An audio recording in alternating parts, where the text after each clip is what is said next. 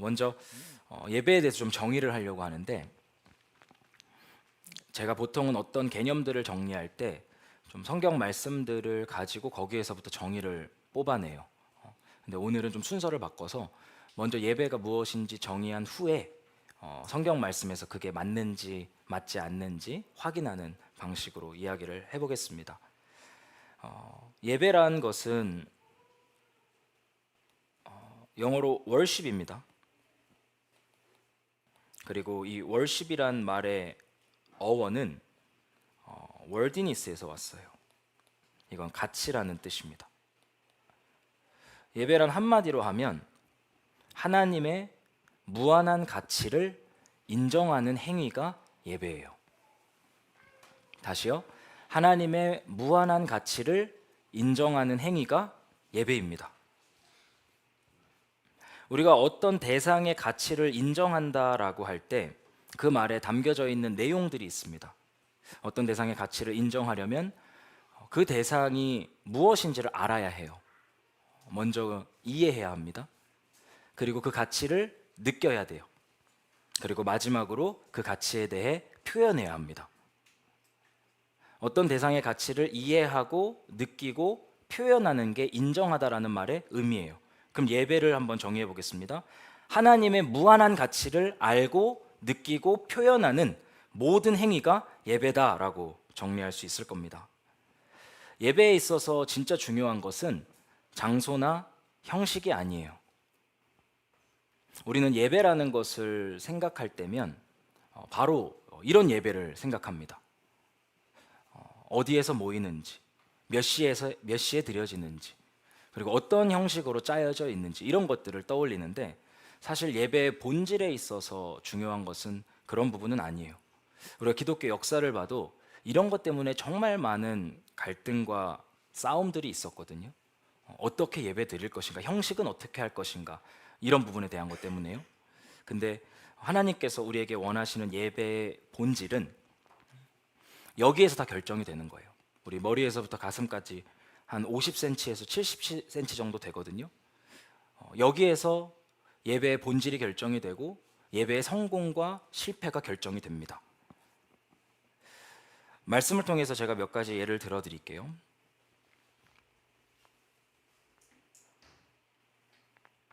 시편 45편 1절 말씀 여러분들이 한번 읽어주세요. 시작.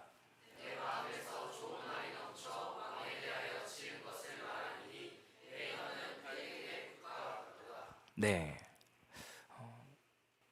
이 시편의 저자가 하나님에 대한 경험을 합니다. 위대하신 하나님, 자비하신 하나님, 영광의 하나님, 그 하나님을 경험하고 마음으로 느끼게 돼요. 여기 보면 마음에서 좋은 말이 넘쳐라고 되어 있는데, 그 히브리어 원어로 보면 끌어 넘치다는 뜻이에요. 하나님의 하나님 되심에 대한 이해가 마음에 닿아서 감정적으로 끌어 넘치는 거예요. 그리고 나서 표현되기 시작하는데 비유적으로 표현을 합니다. 내 혀는 필객의 붓과 같도다. 이 하나님에 대한 인식, 거기서부터 촉발되는 감정이 너무나 커서 혀를 통해서 그분의 그분 되심을 선포하기 시작하는데, 필객의 붓과 같이 화려한 언어들로 그분을 노래하게 되었다라고 이야기하는 게 시편 45편 1절의 말씀이에요. 여기서도 하나님의 하나님 되심을 인정하는 이 과정 안에는 하나님에 대한 이해, 하나님에 대한 느낌, 거기서부터 촉발되는 우리의 신체적인 표현, 이렇게 나누어서 볼 수가 있습니다. 누가복음 24장 27절 말씀 한번 볼게요. 그리고 예수께서는 모세와 모든 예언자에서부터 시작하여 성경 전체에서 자기에 관하여 써놓은 일들을 그들에게 설명하여 주셨다. 그 엠마오로 가는 길에 두 제자를 만나서 예수님께서 하신 일이에요. 구약 성경 전체에 걸쳐서 나에 대해서 예언하고 있는 것들, 예수님에 대한 예언들을 하나씩 풀어서 설명해 주기 시작합니다. 그러면 눈앞에 있는 예수님이 하나님이라고 하는 것을 인식하게 되죠. 그 인식 이후에 이 두 제자에게 어떤 감정적인 변화가 있었는가? 길에서 그분이 우리에게 말씀하시고 성경을 풀이하여 주실 때에 우리의 마음이 우리 속에서부터 뜨거워지지 않았습니까? 이렇게 표현을 해요. 하나님에 대한 올바른 인식, 거기에서부터 촉발되는 마음의 반응이 없으면 예배가 될 수가 없어요. 시편의 저자와 같이 하나님 때문에 마음이 끌어넘쳐야 됩니다. 엠마오로 가는 두 제자의 마음과 같이 마음 깊은 곳에서부터 뜨거워지는 경험들을 해야 돼요. 그리고 나서 이 제자들이 예수님에 대한 이야기를 하기 시작합니다. 이해하고 느끼고 말하는, 이해하고 느끼고 노래하는, 이해하고 느끼고 춤추는 모든 행위들이 예배다라고 정리할 수 있을 겁니다. 제가 이렇게 먼저 정의를 한 후에 예수님께서 예배를 가르치시는 내용에 대해서 살펴보면서 이 정의가 성경적으로 참이라는 사실을 여러분들에게 보여드리겠습니다. 예수님께서 직접 예배에 대해서 설명하는 장면이에요. 아버지께 참되게 예배하는 자들은 영과 진리로 예배할 때가 오나니 곧 이때라. 아버지께서는 자기에게 이렇게 예배하는 자들을 찾으시느니라. 하나님은 영이시니 예배하는 자가 영과 진리로 예배할지니라. 여기 보면 참되게 예배하는 자들이라는 표현이 나와요. 영어로 하면 true worshipper예요. 그럼 반대되는 사람도 있겠죠. fake도 있어요. 가짜 예배자들도 있습니다. 그럼 참된 예배자들, 진정한 예배자들이 가지고 있는 게 있고요. 거짓된 예배자들은 가지지 못한 게 있어요. 진정한 예배를 위해 두 가지 준비물이 꼭 필요하다고 말씀하십니다. 우리의 예배를 받기 합당하신 한 분 하나님이신 예수님께서 예배에 대해서 가르쳐 주시는 거예요. 두 가지 준비물 어떤 거죠? 영과 진리예요. Spirit and Truth라고 되어 있습니다. 여기서 우리가 오해하면 안 되는 게 이 영은 성령님을 의미하는 게 아닙니다. 성령님은 어떤 사람이 예수님을 믿게 하는 데 있어서 대전제 같은 거예요. 고린도 12장 3절이에요. 또 성령으로 아니하고는 누구든지 예수를 주시라 할 수 없느니라. 만약 여러분들이 2000년 전에 존재했던 30대 청년 예수가 온 우주 만물을 창조한 하나님이라고 믿는다면, 그리고 마음 깊은 곳에서부터 그분이 나의 주님이시다, 우리 아까 마지막 찬양에서 고백한 것처럼 예수는 주라고 고백한다면 여러분들의 자연적인 능력으로 한 게 아니에요. 고린도서 12장 3절 말씀에 의하면 성령으로 아니하고는 누구도, 그 어떤 사람도 예수를 주라고 말할 수 없습니다. 예수님을 믿는 것에 있어서 성령의 역사는 대전제와 같은 거고, 오늘 우리가 이 본문에서 보는 영과 진리에 대한 것, 여기서의 영은 우리의 소울, 우리의 마음에 대한 이야기입니다.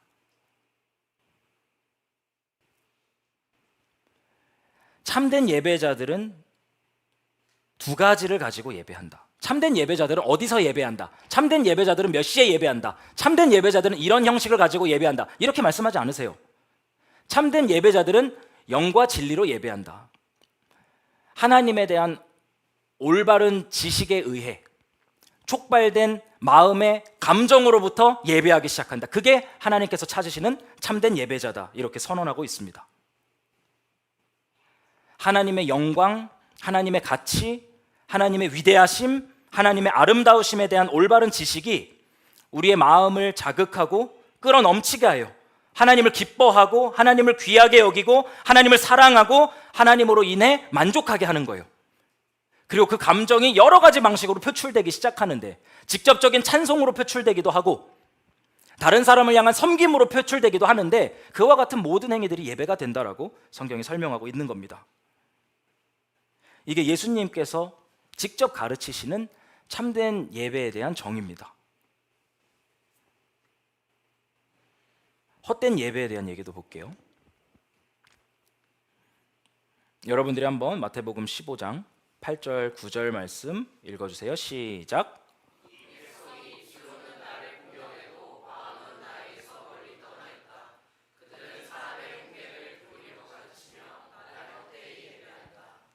우리가 아까 봤을 때 참된 예배, 참된 예배자에 대한 내용을 봤고, 지금은 예수님께서 헛된 예배를 정의하시는 장면이에요. 이 당시에 이스라엘 백성들은 예배에 대한 외적인 모든 것들을 아주 잘 갖추고 있었습니다. 장소, 형식, 행위, 이 모든 게 다 갖춰져 있었어요. 여기 보면 입술이란 단어가 나오죠. 그들은 입만 열면 기도가 쏟아져 나왔고요. 시간만 되면, 때만 되면 모여서 하나님에 대한 이야기를 정말 많이 했습니다. 근데 예수님께서는 이 예배에 대해서 헛된 예배다라고 말씀하세요. in vain이래요. 그러면 무의미하다는 거. 이 예배는 내가 받을 수가 없다. 이 예배는 헛되다. 이 예배는 나한테 상달될 수가 없다라고 말씀하시는 거예요. 뭐가 빠졌기 때문이에요? 두 가지가 빠졌어요. 그들은 교리로 무엇을 가르치죠? 9절이에요. 이들에게는 올바른 진리가 없었어요. 영과 진리로 예배해야 되는데 올바른 진리가 없었어요. 그리고 또 뭐가 없죠? 마음이 없었어요. 성경에서 예배를 가르칠 때는 이 두 가지를 정말 강조합니다. 진리와 마음, 진리와 마음, 진리와 마음. 이 두 가지. 올바른 진리에 의해 자극된 마음의 표출로서의 예배, 이게 아니면 내가 이 예배를 받을 수가 없다. 이 예배만이 내가 받을 수 있는 참된 예배다.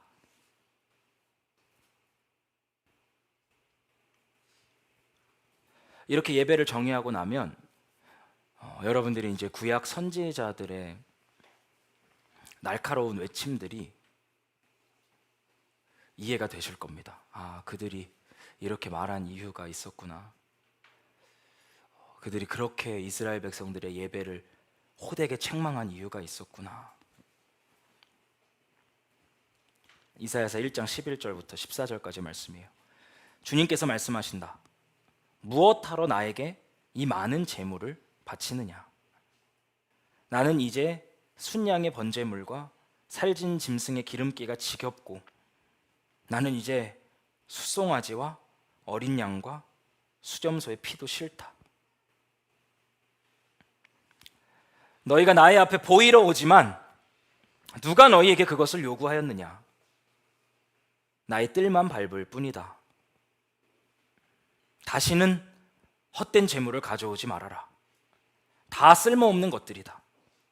분향하는 것도 나에게 역겹고 초하루와 안식일과 대회로 모이는 것도 참을 수가 없으며 거룩한 집회를 열어놓고 못된 짓도 함께하는 것을 내가 더 이상 견딜 수가 없다. 나는 정말로 너희의 초하루 행사와 정한 절기들이 싫다. 그것들은 오히려 나에게 짐이 될 뿐이다. 그것들을 짊어지기에는 내가 너무 지쳤다. 여러분 중에 혹시 예배 드려준다고 생각하시는 분들이 있으세요? 내가 여기 와준다. 내가 예배 드려준다. 악한 생각입니다. 그런 생각은 우리 하나님께 합당한 생각이 아니에요.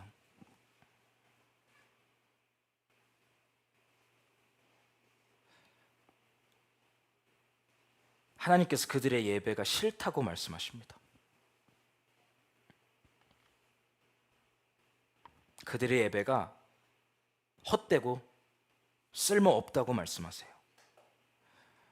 성경에서 분향이라고 하는 거, 향을 피워서 하늘로 올라가게 하는 것은 기도를 의미하는데 그들의 기도는 하나님께 역겨워요. 그리고 그들의 정기적인 예배들은 참을 수가 없습니다. 그 예배는 견딜 수 있는 게 아니에요. 기도를 해도 진리에 기반해서 기도하는 게 아니에요. 우리 예수님과 같이 아버지 나의 뜻대로 하지 마옵시고 하나님 뜻대로 하옵소서. 하나님 중심적인 기도를 드리는 게 아니라 여러 가지 자기 욕심을 이루어 줄 수 있는, 내가 원하는 것들을 충족하기 위한 도구로서 하나님을 이용하려는 이와 같은 기도들, 그 기도가 나는 너무 역겹고 참을 수가 없고 견딜 수가 없다, 이렇게 말씀하세요. 우리가 이따 살펴보겠지만 거룩한 집회를 열어놓고 못된 짓도 함께 하는 것, 삶의 예배는 하나도 없고 그냥 모일 때만 그저 그런 미사 여구들을 늘여놓으면서 척하면서 행위만 있는 이 상태에 내가 그걸 너무나 힘들다라고 예수님께서 말씀하시는 거예요. 아모스서 5장에서도 동일한 선포가 있습니다. 나는 너희가 벌이는 절기 행사들이 싫다, 역겹다. 너희가 성회로 모여도 도무지 기쁘지가 않다. 너희가 나에게 번제물이나 곡식 제물을 바친다 해도 내가 그 제물을 받지 않겠다. 너희가 화목제로 바치는 살진 짐승도 거들떠보지 않겠다. 시끄러운 너의 노랫소리를 나의 앞에서 집어치워라. 너의 검은고 소리도 나는 듣지 않겠다.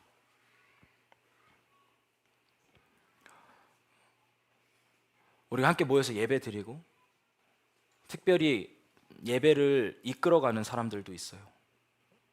이 말씀들을 잘 들어야 합니다. 우리가 하나님에 대한 올바른 지식에서부터 시작해서 그 지식이 우리의 마음을 자극하고 끌어넘치게 해서 드리는 예배가 아니라면, 그냥 내가 해준다면, 드려준다면 하나님께서는 그걸 듣지 않겠다고 말씀하세요. 그럼 우리가 뭐 하는 겁니까 이게?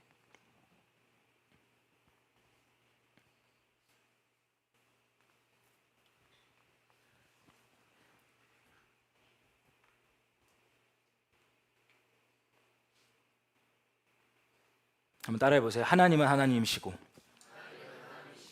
나는 하나님이 아닙니다.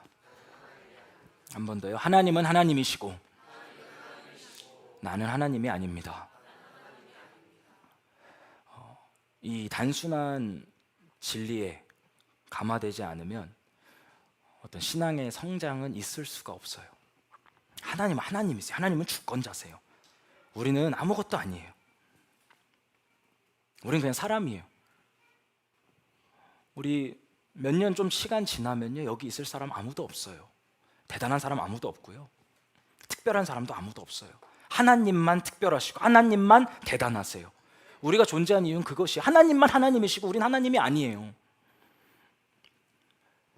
이 너무나 쉽고 단순한 진리가 죄악된 인간의 영혼 가운데 새겨지는 데는 100년이라는 시간이 지나도 잘 안 돼요. 우리의 죄성이 너무나 강해서 그걸 다 튕겨내고 내 마음대로 하고 싶고 내가 하나님이고 싶은 마음 때문에 이걸 못 받아들여요.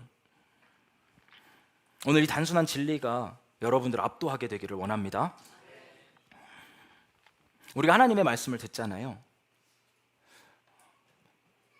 근데 이 말씀이 다 너무 좋기만 하다면 우리가 좀 문제가 있을 수도 있어요. 하나님의 말씀이라는 건 그게 하나님이라는 거거든요. 하나님의 말씀이 곧 하나님이에요. 근데 이 말씀을 들었는데 찔림도 없고, 이 말씀을 들었는데 괴로움도 없고, 이 말씀을 들었는데 몸부림친 무언가가 없고 그냥 좋다? 그럼 뭔가 잘못된 거예요. 그럼 내가 하나님이라는 거거든요. 설교를 들으면 들을수록 내 생각이 강화되고 내 스스로가 잘하고 있다고만 생각이 들고, 그러면 설교를 듣는 내 방식이 잘못된든지 내 영혼이 고장났든지 뭔가 문제가 있는 거예요. 어떻게 하나님의 말씀을 듣는데 그게 다 좋기만 하겠어요? 그게 어떻게 현재 내 삶을 다 지지해주고 강화하기만 하겠어요? 우리 이렇게 죄악된 사람들인데?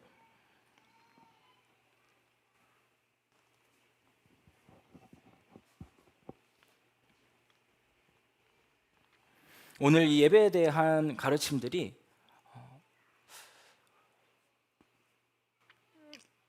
우리의 마음을 괴롭게 하고 또 힘들게 하고 돌아보게 한다면 당연한 겁니다.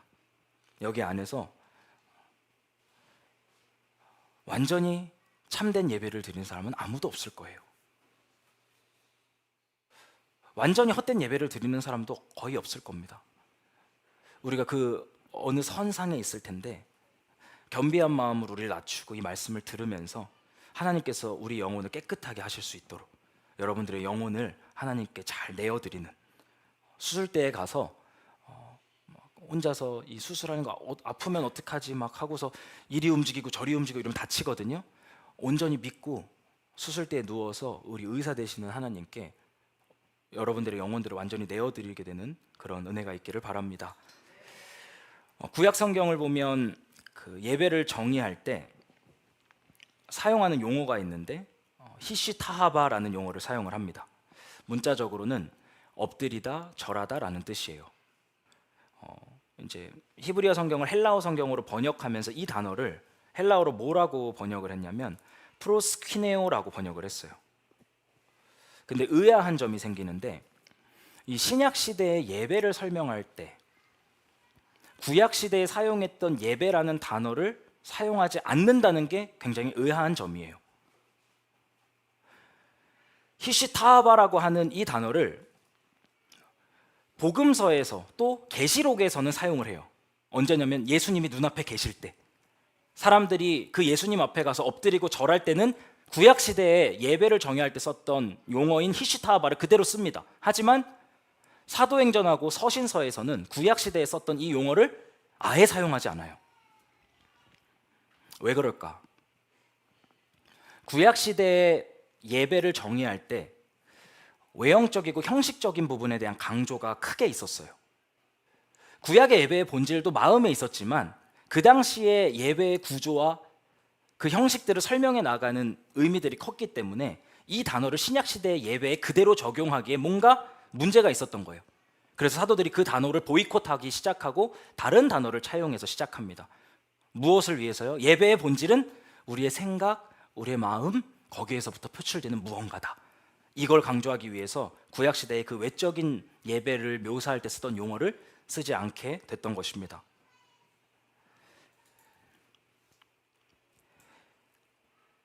AI로 쓴 기도문, AI로 쓴 설교문, AI를 활용해서 사용하는 예배는 어떨까?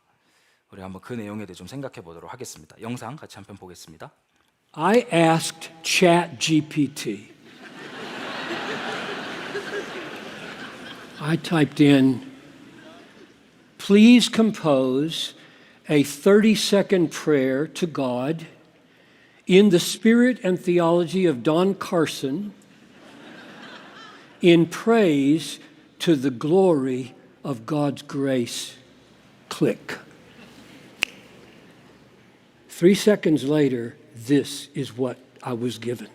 Gracious Father, we bow before you, the sovereign Lord of history and redemption. From eternity past, you purposed to lavish grace upon undeserving sinners through the blood of your beloved Son. We praise you for the glory of your mercy, unearned, unmeasured, made manifest in Christ crucified and risen. May our lives, redeemed and sanctified by your Spirit, be vessels of praise to the riches of your grace. To you be glory forever and ever. Amen. That's a machine. As I'm asking, is that praise? No! This people, these machines, honor me with their lips and their bites. And their heart is far from me. So let's clarify the purpose of the universe quick. Why were you made? Words? Computers do words better than you. Seriously, better than me. Computers do words. They don't feel anything. Therefore, the universe is created to have people who feel. This is amazing. Think of it. The universe exists to have people in God's image who feel the worth of grace, who feel the glory of grace, who feel the beauty of grace, who feel the wonder of grace. And then everything in their life takes on a totally non-AI meaning of action and praise to God. 챗 GPT한테 이제 기도문 작성을 요청을 한 거예요. 저명한 신약학자인 D.A. 카슨 버전으로 하나님의 영광을 찬양하는 1분짜리 기도문을 작성해 달라. 그리고 딱 하니까 1초 만에 기도문이 작성이 됐어요. 존 파이퍼 목사님의 목소리로 그걸 읽어 나가니까 은혜가 돼요. 사람들이 아멘으로 화답을 합니다. 물어보죠. 이게 찬양입니까? 이게 예배예요? 라고 물어봐요. 그리고 No 이러죠. 이건 찬양도 아니고 예배도 아니라고. 이 AI 기술이 발전을 하면서 제가 발견한 한 가지 문제점은 극한의 효율성을 추구하다가 우리 인간만이 가지고 있는 인간성을 무자비하게 파괴하고 있다는 것입니다. 우리 인간만의 고유한 특성이 어떤 거죠? 하나님을 경험하는 거예요. 하나님을 알아가고 하나님을 느끼고 하나님을 표현할 수 있는 거예요. 이 챗 GPT가 작성한 완벽한 기도문보다 여러분들이 고난 가운데 괴로워하고 힘들어하면서 무릎 꿇고 하나님 앞에 나가서 엉엉 울면서 뱉는 신음소리 한마디가 하나님께 예배가 되고 영광이 됩니다. 근데 이 시대는 그와 같은 인간성을 보존할 의지가 없어요. 문제가 생기면 1초 만에 해결해야 돼요. 하나님께서 우리에게 문제를 주세요. 문제를 주시면 우리가 그 문제 가운데 고민하기도 하고 고뇌하기도 하고 마음을 쓰기도 하고 이 사람한테 가서 얘기도 해보고 저 사람한테 가서 얘기도 해보고 그래도 안 되면 하나님 앞에 가가지고 무릎 꿇고 기도도 하고 그 시간 안에서 하나님의 형상으로 지음받은 인간의 덕이 성장을 해요. 1초 만에 답을 얻는다고 인간성이 확보가 되는 게 아니라 그 과정 안에서 우리가 사람답게 변해져 가요. 근데 극한의 효율을 추구하는 AI 시대 가운데 점점점 인간성이 파괴되기 시작하고 심지어는 예배까지 망가뜨리는 일들이 일어나게 된다라는 거예요. 여러분들의 영혼을 보호하는 입장에서 AI 활용들을 한번 잘 살펴보세요. 저는 겁이 많아서 저는 슬로우 어댑터예요. 어떤 기술들이 들어오면 한 바퀴 돌고 나면 그 다음에 차용해서 쓰는 편인데 여러분 중에 얼리 어댑터들도 있으실 거 아니에요? 그러면 그것들이 여러분들의 영혼에, 여러분들의 인간성에 어떤 영향을 주고 있는지를 살펴보시고 신앙에 유익이 되는 방향으로, 하나님과의 관계에 유익이 되는 방향으로, 여러분들의 영혼에 유익이 되는 방향으로 그것들을 잘 조정해서 사용하시기를 바랍니다. 이게 지금 우리가 정리했던 참된 예배와 거짓된 예배에 대한 내용들이었어요. 지금 어떻게 진행을 하고 있냐면 예배에 대해서 먼저 정의했고 이 정의가 성경적인지 성경적이지 않은지 말씀을 통해서 제가 보여드리는 일들을 진행을 했습니다. 지금부터는 우리가 예배의 종류들에 대해서 좀 살펴볼 거예요. 성경에서 여러 가지 예배의 종류들에 대해서 설명을 하거든요.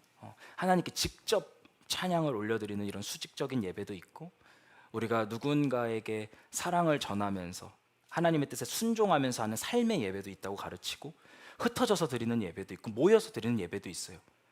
이 성경의 예배들을 한번 이렇게 잘 규범화하고 좀 정리해서 여러분들의 인생이 예배자로서 삶을 좀 회복하실 수 있도록 좀 그렇게 하고 싶습니다.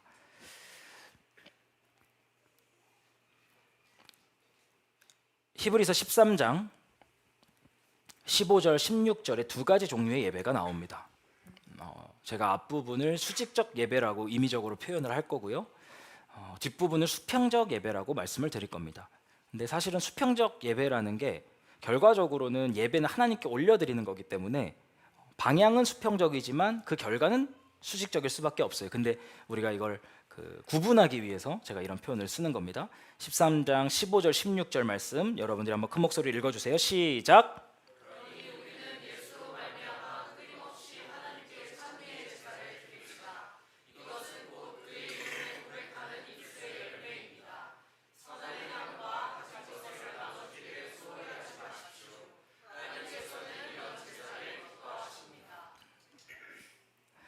첫 번째 예배는 예수로 말미암아 끊임없이 하나님께 찬미의 제사를 드리는 거예요.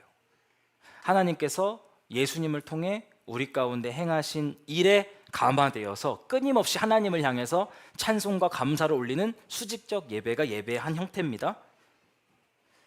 그리고 16절에서는 다른 예배가 나와요. 선을 행함과 가진 것을 나눠주기를 소홀히 하지 마십시오. 선을 행하는 것과 가진 것을 나누어 주는 것은 하나님께 드려지는 기쁜 제사, 기쁜 예배입니다. 이렇게 표현을 합니다. 이 수직적인 예배에 있어서 두 가지 형태를 말씀드리면 찬양과 감사예요. 찬양은 하나님의 속성과 관련된 거고요. 감사는 하나님께서 행하신 일에 대한 겁니다. 예를 들어 볼게요. 하나님의 위대하심이라고 하는 영광이 여러분들의 지식을 채우고 그것이 여러분들의 마음을 자극해서 끌어 넘치기 시작해요. 그리고 나서 위대하신 하나님을 여러분들이 외치기 시작합니다. 우리 위대하신 주 찬양 있죠? 찬양의 위대하신 주. 이게 단순히 그냥 입술로 노래로 올려드려지는 게 아니라 우리의 머리를 거치고 가슴을 거쳐서 영혼 끝에서부터 그분의 위대하심을 노래하기 시작한다고 생각해 보세요. 그럼 그건 하나님께서 기뻐 받으시는 예배가 돼요. 이게 수직적 예배의 하나의 형태입니다. 찬송이에요. 그분의 속성을 노래하는 거예요. 근데 그분의 속성을 노래하는 것만 있는 건 아니고 우리가 하나님께서 행하신 일에 대해서 이야기하기도 합니다. 그걸 감사라고 표현을 하는 거예요. 찬양과 감사는 긴밀하게 연결되어 있을 수밖에 없습니다. 하나님의 일은 어디서 나오죠? 하나님의 속성으로부터 나와요. 하나님의 일을 보면 우리가 뭘 느낄 수 있죠? 하나님의 속성을 느낄 수 있어요. 이 두 개가 서로 연결되어 있기 때문에 감사와 찬양은 신자의 삶에서 한 세트로 엮여져 있습니다. 한번 생각해 볼게요.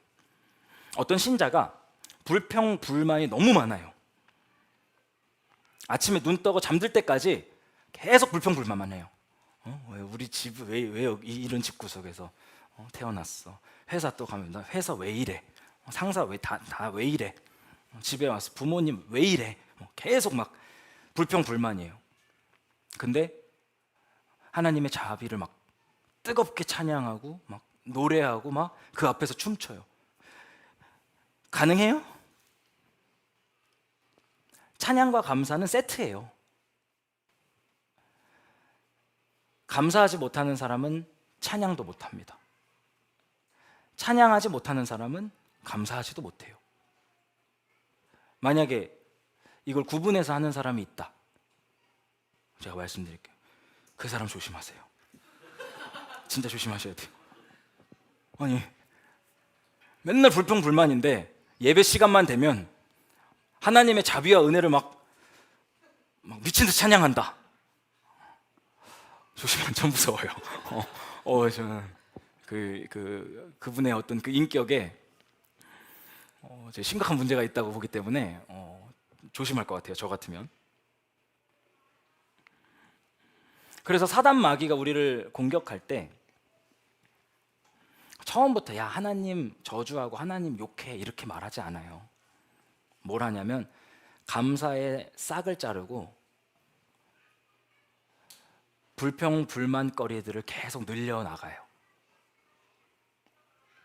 그럼 자기도 모르는 사이에 어느 순간부터 감사할 내용들이 하나씩 줄기 시작하고 입술에 마음에 불평불만만 가득해져요.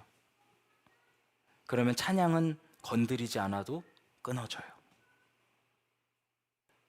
암살자처럼 이렇게 다가와서 우리도 모르는 사이에 예배자로서의 우리의 모든 정체성과 기쁨들을 앗아가 버리는 거예요.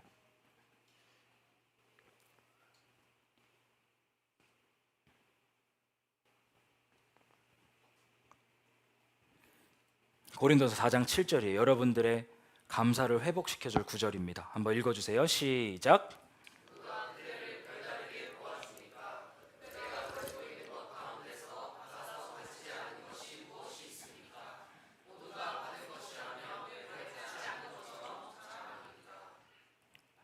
그대가 가지고 있는 것 가운데서 받아서 가지지 않은 것이 무엇이 있습니까?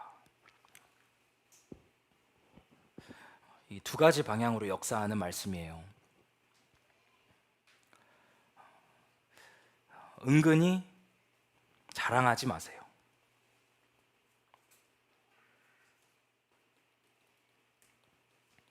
여러분들의 가진 모든 것이 다 하나님으로부터 받은 거예요. 이 마음, 이 겸손함이 있어야 다른 사람들을 대할 때 우리가 하나님의 사랑으로 대할 수가 있습니다. 안 그러면 이 세속적 가치관에 매여서 내가 조금 더 잘나고 조금 더 잘하고 조금 더 가지면 나보다 못한 사람들을 정죄하는 시선으로 보게 돼요. 그럼 하나님의 시선과 마음들을 빼앗겨 버립니다. 이게 한 가지 역사하는 방향이고요. 이 말씀을 가지고 우리가 또 생각해 볼 수 있는 것은 감사하세요입니다. 지금 여러분들이 생각보다 가진 게 너무 많습니다. 하나님의 사람들은 우리 요셉의 모습을 통해서 볼 수 있는 것처럼 노예일 때도 감사가 넘쳐요. 감옥에 가도 감사가 넘쳐요. 총리가 돼도 감사가 넘쳐요. 컨디션하고 상관이 없어요. 주권자 되신 하나님의 섭리와 돌보심 아래서 언제나 감사가 넘쳐요. 그게 신자의 삶이에요. 항상 기뻐하라, 쉬지 말고 기도하라. 범사의 모든 상황 가운데 모든 일에 있어서 감사해라. 그 근거는 우리가 가진 모든 게 하나님으로부터 받은 것이기 때문에 우리 안에 이와 같은 겸손함이 자라게 되는 겁니다. 여러분들을 한번 스캔하세요. 다 받은 거예요. 여러분들 호흡, 심장 박동, 머리에 뭐 쓰고 있는 거, 눈에 뭐 걸치고 있는 거, 옷에 뭐 걸치고 있는 거, 다리에, 발에 다 하나님으로부터 받은 거예요. 여기 올 때 어떻게 오셨어요? 전 차가 없는데요. 하나님이 여러분을 위해서 지하철을 깔아 놓으셨어요. 진짜예요. 여기 예배 오라고. 버스랑 지하철 없으면 어떻게 올 거예요? 하나님께서 여러분들에게 주신 것들이 우리가 헤아리기 시작하면 진짜 무한히도 많아요. 근데 그것들을 보지 못하도록 막고 감사를 자르고 불평을 키우고 하나님에 대한 찬양까지도 잊어버리게 만드는 거죠. 이와 같은 흐름에서 여러분 스스로를 건지시기를 바랍니다. 우리 고린도전서 7장 공부하면서 같이 나눴던 말씀 여러분들 기억하실 거예요. 각 사람은 주님께서 나누어 주신 뭐대로요? 하나님께서 부르신 뭐 그대로요? 처지 그대로 살아가십시오. 이것이 내가 모든 교회에 명령하는 지시입니다. 하나님께서 우리에게 명령하실 때 그 부르심의 시작 지점은 분수 그대로, 처지 그대로 그걸 인정하고 받아들이고 감사하기 시작하는 거, 그게 신자의 삶의 1번이에요. 그리고 나서 어떡하죠? 그 처지에서부터 하나님과 함께 살아가기 시작하는 거예요.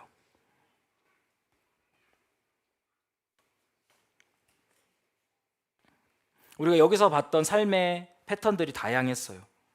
독신자, 기혼자, 이혼자, 불신자와 결혼한 사람, 노예, 온갖 삶의 형태들에 대해서 이야기를 하면서 독신자는 독신이라서 불만이고, 기혼은 결혼해서 불만이고, 이혼은 이혼해서 불만이고, 불신자 결혼한 사람은 불신자랑 결혼해서 불만이고, 노예는 노예라서, 주인은 주인이라서 교회 안에 있는 신자들이 안 행복한 거예요. 사도 바울이 보니까. 그러니까 시작점을 다시 깔아줘요. 여러분들의 처지, 그게 어떠하든지 그 처지에서부터 하나님과 함께 그분의 뜻을 따라 살아가기 시작하십시오. 그것이 교회에 주는 명령입니다. 이렇게 시작하는 거예요. 그러니까 기독교인들하고 좌익 이데올로기가 어울리지 않는 겁니다.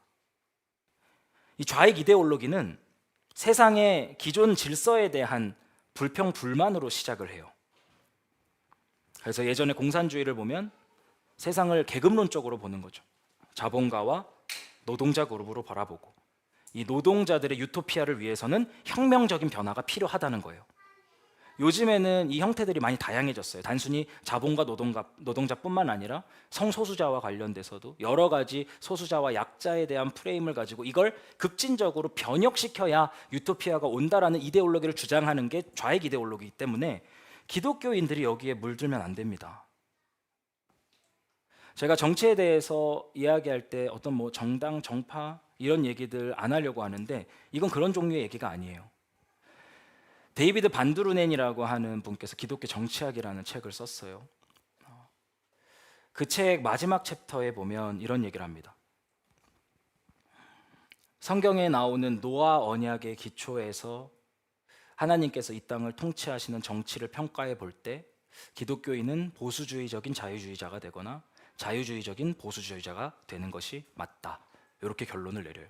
왜 그러냐면 이런 말씀들 때문이에요. 우리는 하나님의 주권을 신뢰하는 사람들이에요.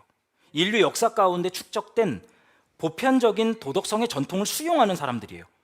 그리고 그 안에서부터 점진적인 변화들을 꾀하는 사람들이기 때문에 사람을 반으로 갈라놓고서 급진적으로 변화를 추구하는 또 이 형태에 대한 불평과 불만을 조장하는 이와 같은 이데올로기들은 신자들의 삶과 어울리지 않는다라고 말을 하고 있는 겁니다. 불평, 불만, 근심, 걱정들이 여러분들을 사로잡는다면 하나님의 말씀으로 돌아가시고 그분과 함께 그 자리에서부터 시작하는 거기에서부터 기뻐하고 감사하면서 나아가는 여러분들 되시기를 바랍니다. 이 감사에 대한 예배, 우리가 아까 찬양에 있어서는 How great is our God 찬양했어요. 위대하신 주. 이게 어떻게 보면 속성에 대한 노래가 될 수 있을 거고요. 감사를 표하는 수직적인 예배는 은혜 같은 곡이 될 수 있겠죠. 모든 것이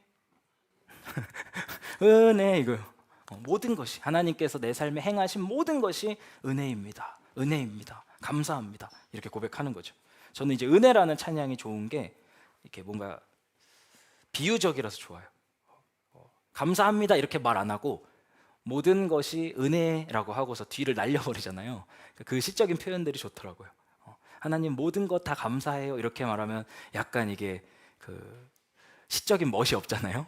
네, 모든 것이 은혜하고 거기에 이렇게 딱 함축적으로 담아버리니까 그 안에 우리의 좀 감사를 표현하기 좋은 곡이지 않을까 이런 생각을 합니다. 두 번째는 이제 수직적인 예배예요. 아니죠. 수평적인 예배예요. 수평적인 예배란 곧장 하나님의 속성과 또 곧장 하나님께서 행하신 일들에 대한 찬양과 감사를 올려드리는 게 아니라 우리의 착한 행실을 통해서 하나님께 영광을 돌리는 종류의 예배입니다. 아까 히브리서 우리 13장 16절에서 봤었죠. 선을 행함과 가진 것을 나누어 주는 하나님께서 기뻐하시는 예배. 다른 표현으로는 마태복음 15장 5장 16절이 있을 거예요. 한번 여러분들이 읽어주세요. 시작.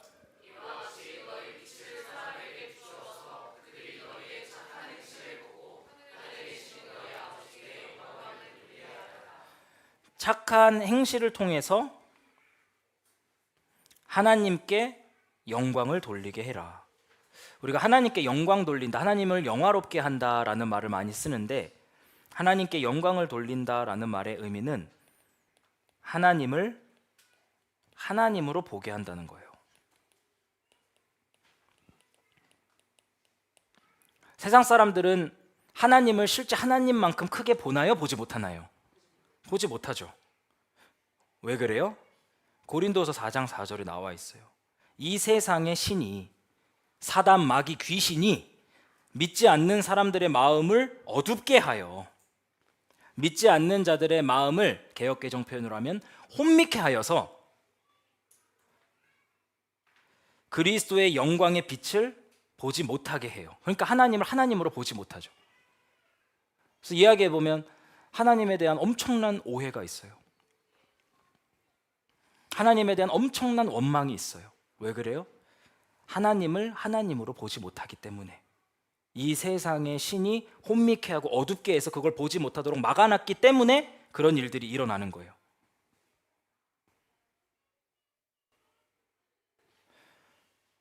그러면 우리가 하나님의 뜻을 행할 때 어떤 일들이 일어나냐면 하나님을 오해하고 원망하는 사람들이 하나님을 올바르게 볼 수 있도록 도와주는 거예요. 우리가 착한 행실이라고 하면 하나님의 뜻에 대한 순종이잖아요. 하나님의 뜻에는 뭐가 담겨 있어요? 속성이 담겨 있죠. 우리가 그분의 뜻을 행할 때면 그분의 속성이 나타나서 이 사람들로 하여금 하나님을 하나님으로 볼 수 있게 도와주는 거예요. 그게 우리에게 있어서 수평적인 예배가 된다라고 말하는 겁니다. 근데 장마철이 됐어요. 장마철이 되니까 저희가 생각이 난 게, 우리 예전에 한 자매분이 우리 교회에 왔었는데, 그분이 이제 비가 많이 내려가지고 집이 이제 다 침수가 됐었어요.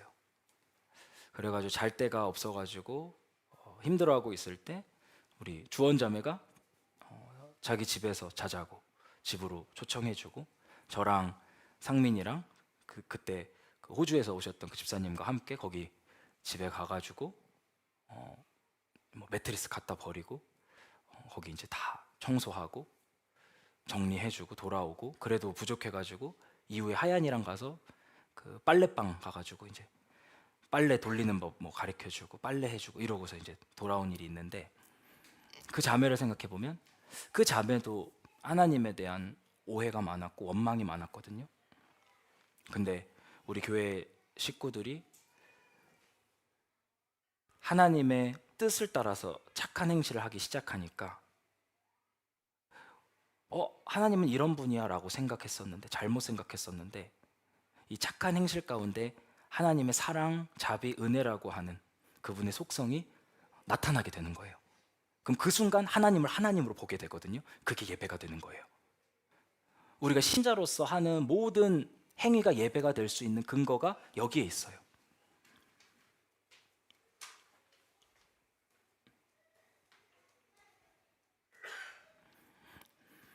여러분들의 삶을 한번 생각을 해보세요. 한 주간의 삶을 살 때 어떤 분들은 주부실 것이고, 주무시는 게 아니라 가정주부, 어떤 주무실 것이고, 어떤 분은 주부이실 거고, 주부, 어떤 분은 뭐 직장 생활 하실 거고, 뭐 여러 가지 이렇게 삶의 형태들이 있으실 텐데, 여기 우리 학생도 있을 거고, 그럼 그곳에 가서 하나님의 뜻을 행하는 거예요. 누구 때문에냐면 하나님 때문에. 그러면 사람들은 혼미해져 있고 어두워져 있어서 하나님을 하나님으로 못 보거든요. 근데 우리가 그렇게 할 때 그 사람들 눈에 진짜 5.0, 5.0 안경 딱 씌워주는 거예요. 그럼 선명하게, 하나님 이런 분이시구나. 내가 오해했네. 내가 잘못 생각했다. 그래서 우리가 착한 행실, 하나님께 순종하면서 계속해서 사람들을 예배자로 모아가는 거예요. 그게 우리가 드리는 수평적인 예배의 한 형태입니다.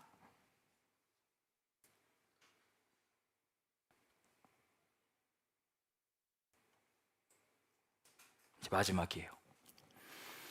성경에 모이는 예배가 있고 흩어지는 예배가 있거든요. 그 내용들에 대해서 좀 정리를 하겠습니다. 우리가 예배의 본질에서 시작을 했어요. 예배의 본질은 외적인 것이 아니다. 내적인 것인데, 우리 머리에서부터 가슴까지 여기 70cm에서 예배의 성패가 결정이 된다. 하나님에 대한 올바른 생각이 우리의 마음을 자극하고 그게 끌어넘쳐서 표현하게 되는 예배라면, 그건 하나님께서 기뻐 받으시는 진정한 예배가 되고 참된 예배가 되고, 올바른 지식에 근거하지 않고 내 마음대로 생각하고 내 열정으로 예배를 하면 그건 하나님께서 받으실 수 없는 헛된 예배가 된다. 이게 첫 번째 내용이었고, 예배 종류에 대해서 우리가 살펴보면서 먼저는 어떤 예배였죠? 수직적으로 직접 그분의 속성과 그분께서 행하신 일을 찬양하는 예배가 있고, 또 수평적으로 드리는 예배들을 정리를 했어요. 마지막으로 모이는 예배와 흩어지는 예배에 대한 얘기를 볼 텐데,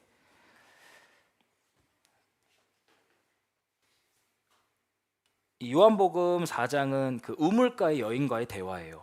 이 여인이 없었으면 우리는 이 예배에 대한 중요한 가르침을 못 배웠을 겁니다. 근데 이 여인과 만나서 대화를 할 때 이제 예수님께서 몇 가지 얘기를 해주시는데, 먼저 이 여자가 질문을 하는 거예요. 우리 조상은 여기 그리심산에서만 예배를 드려야 된다고 했고, 당신네 유대 사람들은 예배 드려야 할 곳이 예루살렘에 있다고 합니다. 도대체 어디가 맞는 겁니까? 그리심산에서 드려야 맞는 겁니까? 아니면 예루살렘에 있는 성전에서 드려야 되는 겁니까? 그러니까 이제 예수님 말씀하시는 거예요. 여자여, 내 말을 믿어라.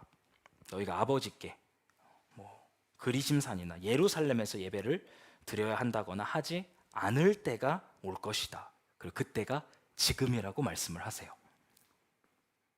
이 예배의 개념이 전환되는 시점이에요. 그 전까지는 어디서 예배를 드리는지, 어떤 형식으로 예배를 드리는지가 매우 중요해졌는데, 예수님께서 이 땅에 오신 것을 기점으로 해서 예배에 대한 패러다임이 완전히 전환이 된 거예요. 그 일이 어떻게 가능해졌는가? 몇 가지 말씀들을 모아보면 됩니다. 요한복음 2장 19절이에요. 예수께서 그들에게 말씀하셨다. 이 성전을 허물라. 그러면 내가 사흘 만에 다시 세우겠다. 그러자 유대 사람들이 말했다. 이 성전을 짓는데 46해가 걸렸는데 이것을 사흘 만에 세우겠다고요? 그러자 예수께서 성전이라고 하신 것은 자기 몸을 두고 하신 말씀이었다.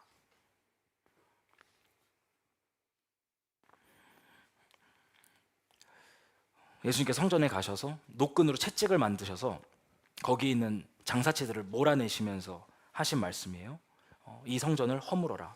그리고 내가 단 3일 만에 이걸 다시 세우겠다. 이제 더 이상 이 예루살렘 성전에서 예배를 드리지 않아도 되는 때가 온다. 나의 죽음과 부활 안에 성전의 개념이 완전히 바뀌게 될 것이다.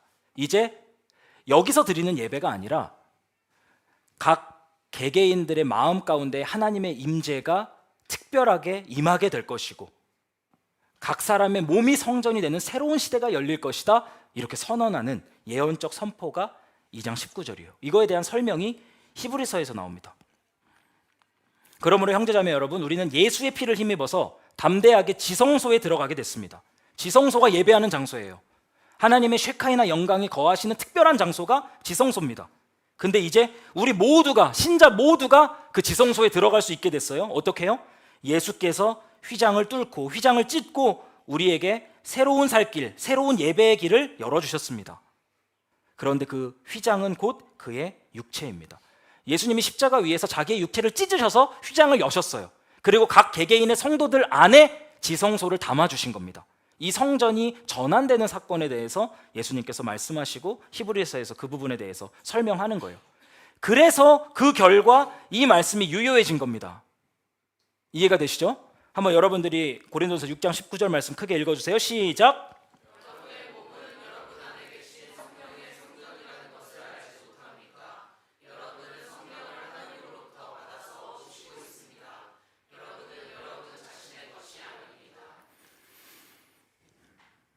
여러분의 몸이 여러분 안에 계신 성령의 성전이라는 것을 알지 못합니까? 이런 신학적 전환에 따라서 여러분 개개인의 몸이 지성소가 돼버린 겁니다. 우리가 삶의 예배가 가능하려면 여기서도 예배하고 집에서도 예배하고 회사에서도 예배하려면 예배의 대상이신 하나님이 계셔야 될 거 아니에요. 예전에는 성전으로 갔어야 됐어요. 근데 이제는 패러다임이 전환돼서 우리 안에 하나님의 임재가 있기 때문에 어디서든 예배가 가능해진 겁니다. 이게 우리가 흩어져서 예배를 드릴 수 있는 근거가 되는 거예요. 그럼 모여서 드리는 예배는 뭐예요?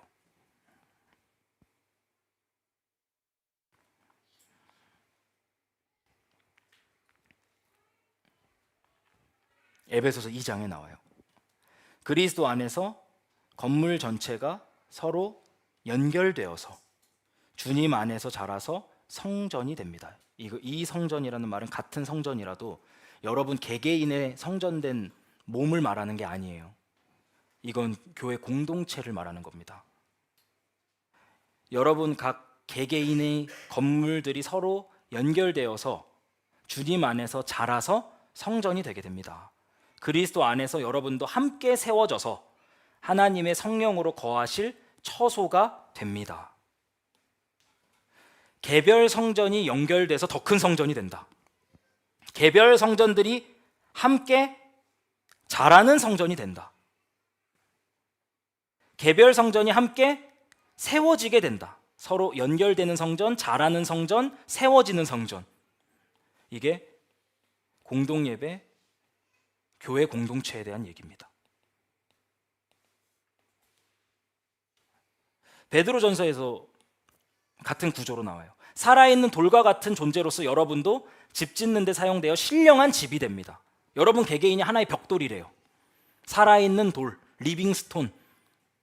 그래서 그 집들이 모여서 신령한 집을 이루게 된다. 더 큰 집을 이루게 된다라고 말하는 거예요. 우리가 음악으로 비유하면 우리 개별적으로 삶에서 드리는 예배들, 나 혼자 찬송하고 나 혼자 감사드리고 나 혼자 순종하고 이런 삶의 예배는 독주회예요. 독주회. 우리 뭐 피아노 독주회면 막 화려하게 어떤 분은 막 독주 막 하는 거예요. 그러면 우리가 함께 신령한 집이 되고 서로 연결돼 자라난 성전이 된다는 건 오케스트라입니다.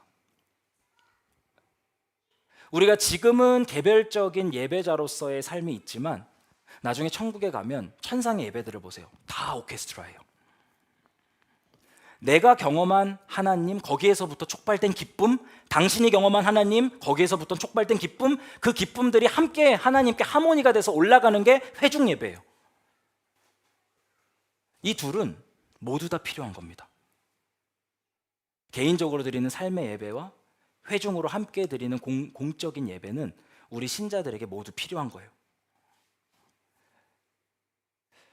우리 히브리서에서 말하죠. 서로 돌아보아서 사랑과 선행을 격려하고 모이기를 패하는 어떤 사람들의 습관과 같이 하지 말라고. 더욱 권하여서 예수님의 가까우심을 볼수록 더욱 모이자고. 이런 예배 때문이에요.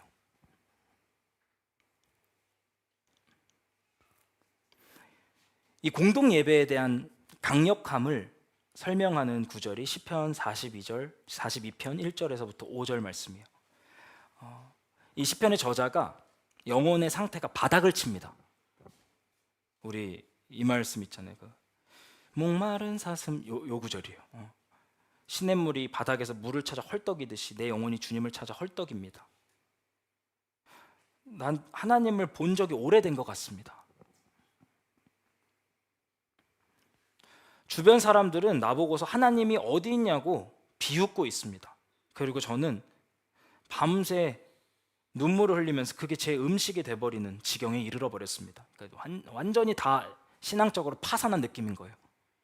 개인적으로도 하나님이 어디 계신지 모르겠고 주변에서도 네 상황이 지금 이런데 그러고도 하나님이 있냐고 정죄하는 손가락질로 가득하고 너무 괴로워서 막 눈물이 빗물처럼 내려서 음식처럼 되어버리는 그 상황 가운데 이 시편 저자가 회복하기 위해서 사용하는 방식을 보세요.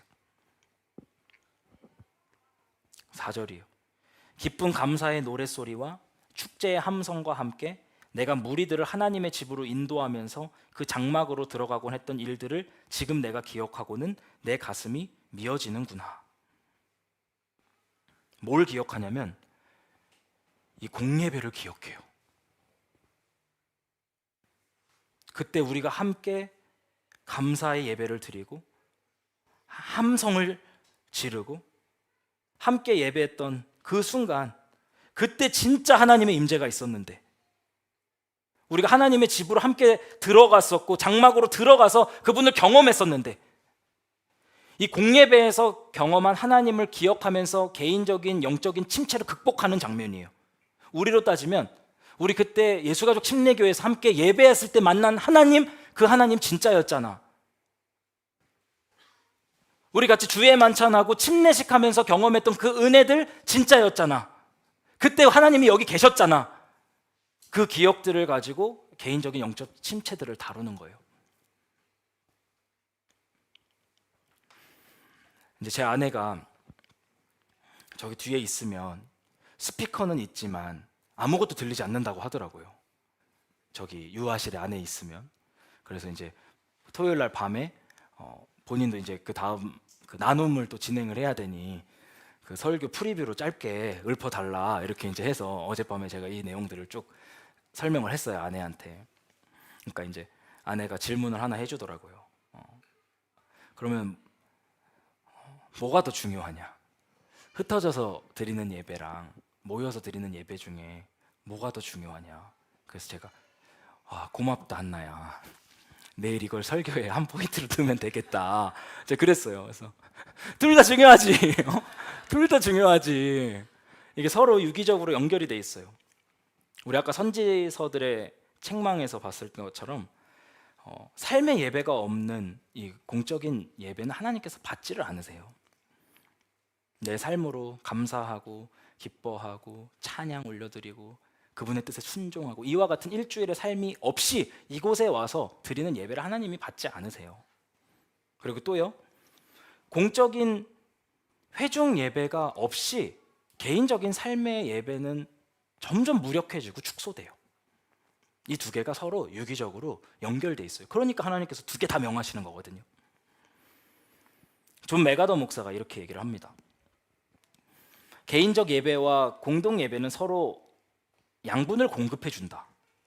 신앙생활에서 생기는 대부분의 문제의 원인은 두 가지와 관련이 있는데, 일주일에 6일 동안 삶으로 예배를 드리지 않거나 일주일에 하루 성도들과 함께 모여서 예배드리는 일을 하지 않는 것이다. 우리에겐 둘 다가 필요하다.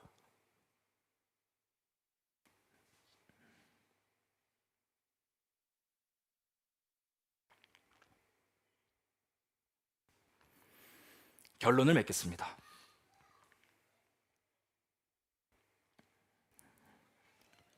로마서 말씀 한번 보시면 여기 정말 잘 나타나요. 이 딱 요약문이에요. 로마서 12장 지금 1절이잖아요. 1장부터 11장까지 무슨 내용이 있냐면 구원에 대한 교리를 가르쳐요. 그리고 이제 처음 권하는 명령이 나오는 겁니다. 그러므로 나는 하나님의 자비하심을 힘입어서 1장부터 11장의 내용에 힘입어서 여러분들한테 이제 명령을 합니다. 뭐냐면 여러분의 몸을 하나님께서 기뻐하시는 거룩한 산 제물로 드리십시오. 이것이 여러분이 드릴 합당한 예배입니다. 여러분이 이 시대의 풍조를 본받지 말고 마음을 새롭게 하십시오. 하나님의 선하시고 기뻐하시고 완전하신 뜻이 무엇인지를 분별하십시오. 이걸 거꾸로 올라 들어가면 예배 본질 완성이 돼요. 진리로 마음을 새롭게 하여서 여러분의 몸을 드리면 그것이 하나님께서 받으실 만한 합당한 예배가 됩니다. 이렇게 정리가 되는 거예요. 예배는 신약시대 예배는 다 이렇게 가르쳐요. 하나님께서 하시는 일은 뭐냐면 예배자를 찾으시는 거예요. 이 요한복음 4장이 우물가의 연인과의 대화에서부터 시작이 됐다고 말씀을 드렸어요. 이 여인은 완전히 인생이 도덕적으로 파산한 여자였어요. 네 결혼한 지금 남편도 네 남편 아니고 알죠? 너 남편 몇 명이 완전 파산한 그런 여자였어요. 근데 하나님께서 그 여자를 찾아가세요. 여기 보시면 하나님께서는 자기에게 이렇게 예배하는 자들을 찾으시느니라 되어 있잖아요. 이게 find가 아니에요. 어딨나 한번 찾아볼까? 누가 날 예배를 잘할까? 누가 참된 예배자일까? 이게 아니라 seek예요. 쫓아가시고 추구하시고 얻으시는 장면을 그리는 내용입니다. 하나님께서는 죄인들을 찾아가셔서 예배자로 바꾸는 작업을 하세요. 구원이 뭐예요? 구원받았다라는 것은 예배자가 되었다라는 것과 동의어예요. 하나님을 알고요, 느끼고요, 표현할 수 있는 사람이 됐어요. 인생의 열망이 완전히 전환돼서 이전까지는 나를 높이고 나를 증거하는 그런 삶을 사는 게 나의 기쁨의 근원이었는데, 이제는 하나님을 이해하고 하나님을 느끼고 하나님을 표출하는 게 내 삶의 열정으로 전환된 사람이에요. 구원받은 사람은 반드시 예배자가 됩니다.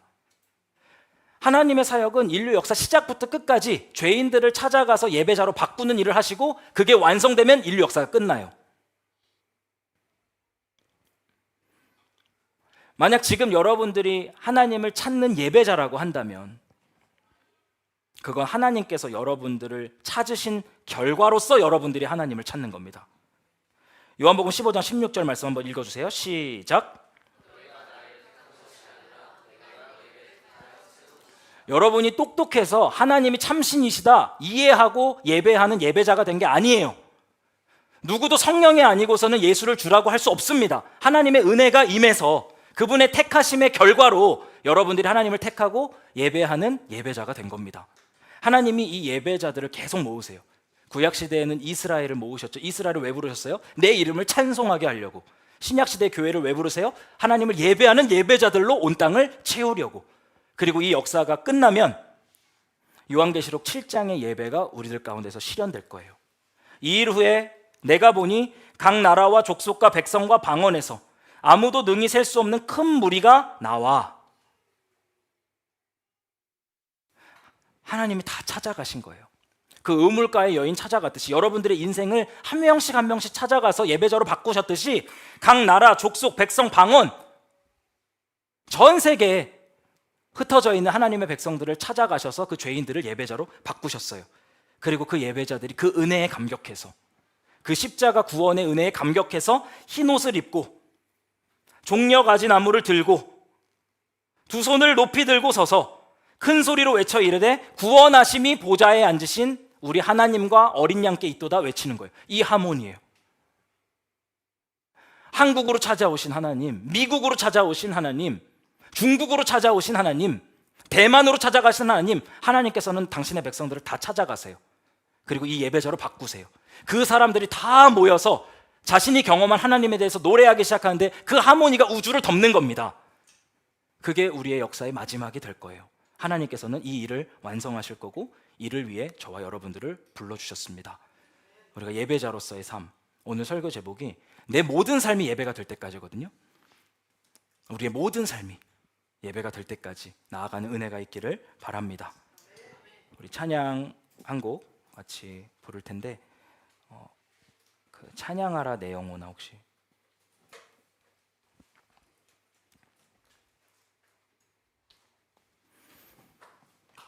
마이크 좀 바꿔주세요.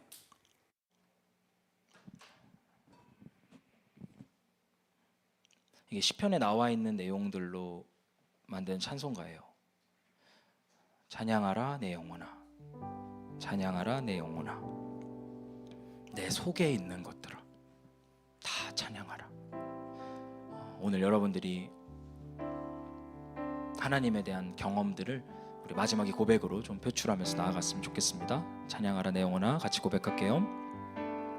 찬양하라 찬양하라 내 영혼아, 찬양하라 내 영혼아, 내 속에 있는 것들아 다 찬양하라. 찬양하라 내 영혼아,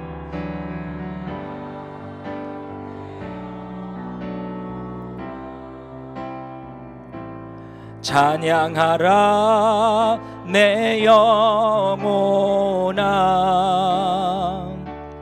내 속에 있는 것들아 다 찬양하라.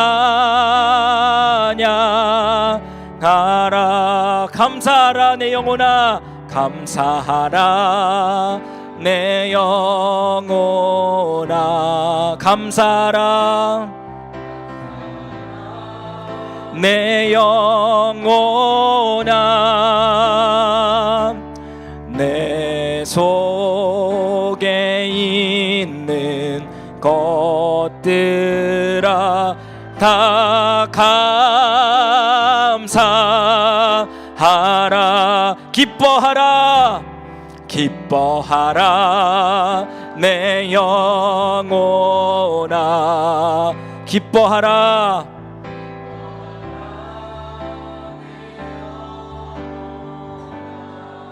내 속에 있는 것들아 다 기뻐. 우리 마지막으로 두 손 높이 들고 찬양합시다. 송축하라 내 영혼아, 송축하라 내 영혼아,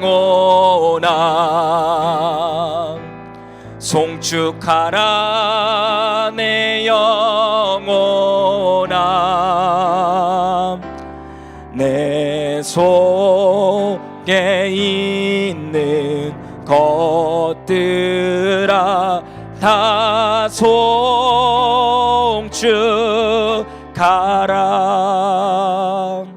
아멘.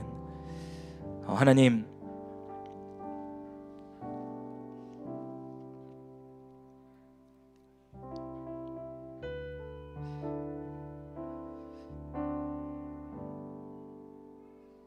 죄 안에서 벗어나지 못하고 시륵 같은 어둠 속에 살아가던 제 인생에 찾아와 주셔서 감사합니다. 죄인을 예배자로 바꾸시는 그 하나님의 성실한 은혜에 감사와 찬양과 영광을 올려드립니다. 이 시간 우리가 열광적인 예배자가 되기를 소원합니다. 하나님을 더 많이 알기 원합니다. 하나님, 지혜와 계시의 영이신 성령님, 우리를 가르치시고 지도하소서. 그 지식이 우리의 마음에 닿게 하시고 자극하게 하시고 끌어넘치게 하셔서 우리 하나님의 속성을 높이는 찬송으로, 하나님의 행하신 일에 대한 감사로, 하나님의 뜻에 순종하면서 사람들로 하여금 하나님의 하나님 되심을 볼 수 있도록 돕는 그런 예배자의 삶을 회복할 수 있도록 역사하여 주시옵소서. 하나님, 이 역사의 끝에서는 구원받은 예배자들이 남게 될 것입니다. 그들이 다 같이 모여서 하나님을 찬송하는 그 장소, 그 시간에 저도 있게 해주세요. 제가 예배자의 삶을 잘 살아가게 하시고 영원토록 예배하는 무리의 일원이 될 수 있도록 그렇게 제 삶을 이끌어주세요. 그렇게 제 삶을 인도하실 주님을 찬양합니다. 감사드리며 예수님의 이름으로 기도드립니다. 아멘.